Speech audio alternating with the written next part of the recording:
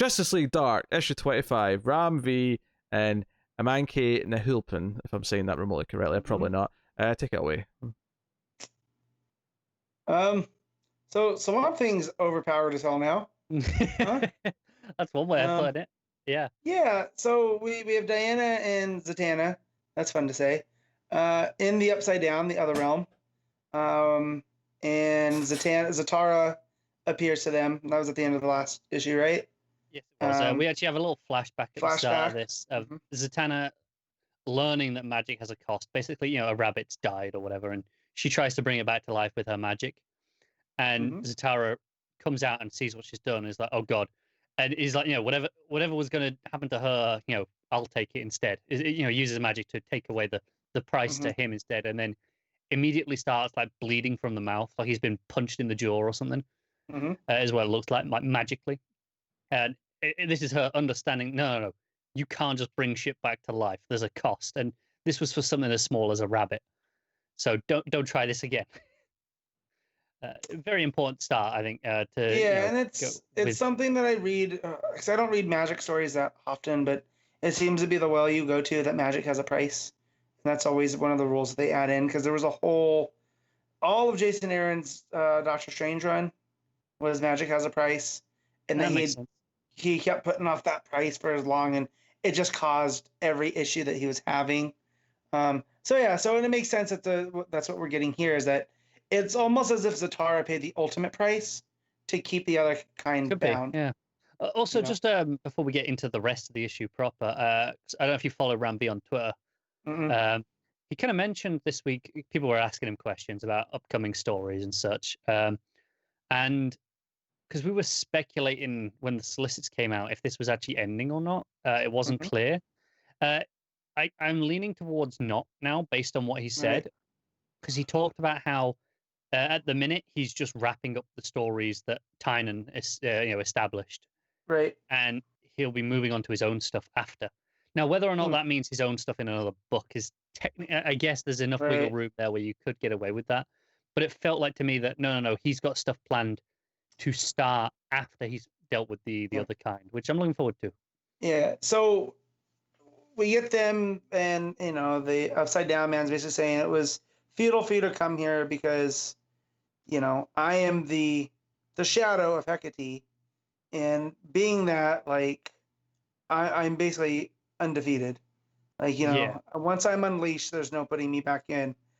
And then we cut over to what Man-Bat and Swamp Thing have been up to, and that Man-Bat has been doing like tests on Swamp Thing, and that because of this, he is basically a swamp. Which I do like that. I don't know if this is Tynan or Ram V, but as he's more than just the green in the swamp, right? Because think about what a swamp is. That's all these organisms living in harmony. And that's what Swamp Thing is now, right? He has little pieces of the red and the black and all these other parliaments. And he's more than just Alec Holland ever was. And just as an agent of the green. And the idea that wherever the green is, he can be. And that he can go beyond. So, okay, he starts on this world and he's tethered this world to the green, a specific spot. And then he can get into the green from there. But from there, he can go beyond into other realities. Anywhere there is life, essentially, he can get. Right. He can travel via the multiverses through the green, that's something that's new. It's cool as shit. And there's a page of him kind of falling through space and universes with like all these vines going through it and like melting planets essentially. And it's a gorgeous page.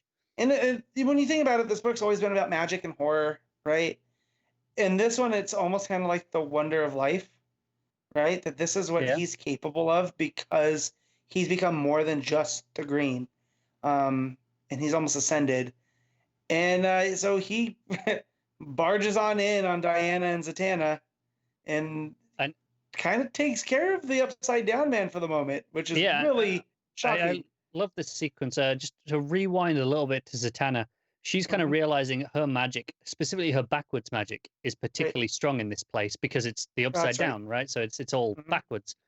And she's like, she thinks Zatara has kind of actually been training her for this without realizing. Mm-hmm. She does some cool stuff. She does a pew pew with a gun fingers, and it's takes out big awesome. chunks of Upside Down Man. Yeah, it's awesome. But just as Swamp Thing's coming in, because obviously the last time he's traveling through realities, you know, these vines going through the multiverse, as we see. The page literally shatters. He breaks the world to get in. It completely shatters these panels. It's really effective because it cuts like, you know, characters into pieces and kind of forms them at different angles. They're not just, you know, shattered in bits. They're, you know, some are turned inwards, some are turned out, and it still tries to present the image neat. It doesn't, you know, split up into separate bits. It presents the image still as if it was one panel and then fractured afterwards, and it's really interesting effect. And that's when something comes in and just, you know, grabs him, and, you know, while it's still shattered, and then you get the final bit. Okay, Swamp Thing's here. The universe kind of resets, but molds around him, and you just have his hands coming in with the big red eyes, and oh my god, what a page that you turn onto this giant Swamp Thing grabbing him. It's got a big cocoon sound effect as his hands come together. Fantastic moment. Yeah, I'm going back over these. Yeah, no, it's really cool. But he's still super powerful because he's in the other realm, and so, you know, Swamp Thing's even like, yeah, as powerful as I am, I only bought it some time. And this is time for the rest of us to find our own answers. And when he was talking to Mamba earlier, he hinted that, you know, Bobo's on a mission. He'll get back to us soon, and he'll find what he's looking for. And he says this not like he sent Bobo on the mission, just this cryptically, like he knows shit now. And that's where we end. We end with Bobo, you know, coming to a pub in London, and he should be there, but John Constantine, in a precarious situation, shall we say? He's hanging upside down in midair with a bunch of tarot cards. Right, and other stuff in the bar stools are hovering in his mouth, is silenced with the Fool card, which is a nice touch. I felt so too. Yeah. Yeah, and but yeah, Ravi's taken over quite nicely. Even if these are Tynan's threads, he's kind of doing his own thing with them. I feel like he really likes the whole idea of the Parliaments working together with Swamp Thing, and just how powerful Swamp Thing is. Yeah, I think it's worth noting that while the first few issues still had Tynan listed as a the plots, or, you know, vaguely co-writer, whatever credit he was specifically given, that's gone now. This is, well, maybe it's one with ideas and things that ties up threads. This is not what Tynan would have done. This is not the story he was building to necessarily. This isn't the ending he had planned. Ramvi isn't working off Tynan's ideas. He's just taking the threads that Tynan left and established and finishing them in a way that he thinks makes sense. And to that point, he's doing a great job of it, because it feels really natural.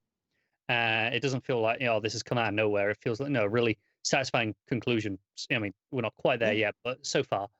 And I think that there's something to that, to being able to pick up those threads, build on it, and still feel like it's his work, while being a conclusion to what came before, even if it's a different conclusion, I'm sure, to what Tynan would have done.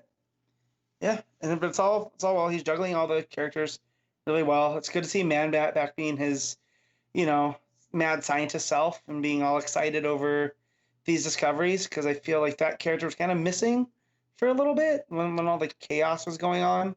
Yeah, you know, it feels like Ramvi maybe didn't quite have an idea of what to do with him straight away. But he's getting there now. Yeah, I'm intrigued. It's actually left me quite excited to see what he does on Catwoman, because that's starting.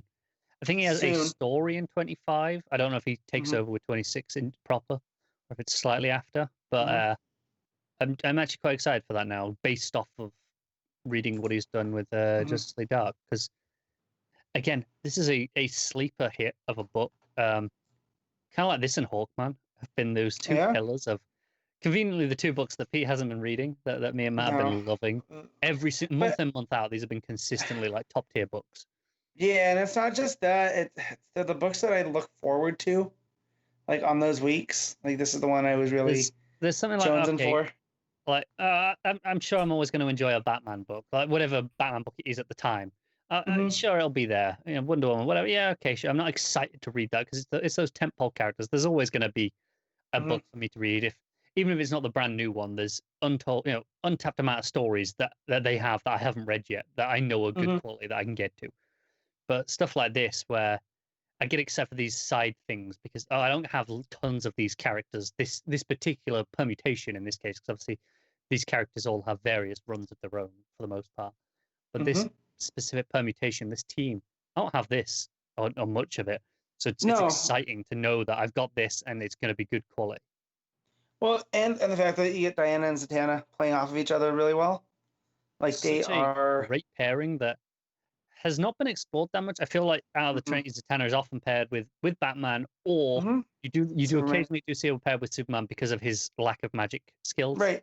But I think those two have this rapport throughout comics history at this point. Whereas Diana, I can't think of a lot of examples of the two of them. No. Well, I also like too that Clark knew Zatara somehow, and there's that respect there, so he feels like he can reach out to Zatanna. And I do like this. I think it's from Tynan's detective stuff. The Bruce training with Zatara for a bit to understand magic, so he knows how to fight it. Right. So they got this history as well. I like all that stuff, and I like that we're okay now. We've got something with Diana as well, to really round her into the Trinity. Yeah, it makes sense. So what you rating it? I'm giving this a 9. This is a great issue. Some fantastic art that kind of does what I was saying I was missing on Wonder Woman almost, where the art kind of just felt routine and it was lacking some of the flair. This has flair in abundance with what it does with its layouts. Yeah, I'm gonna give it 8.5. Still really good, but how can I follow up Connor describing all the art like that? I can't.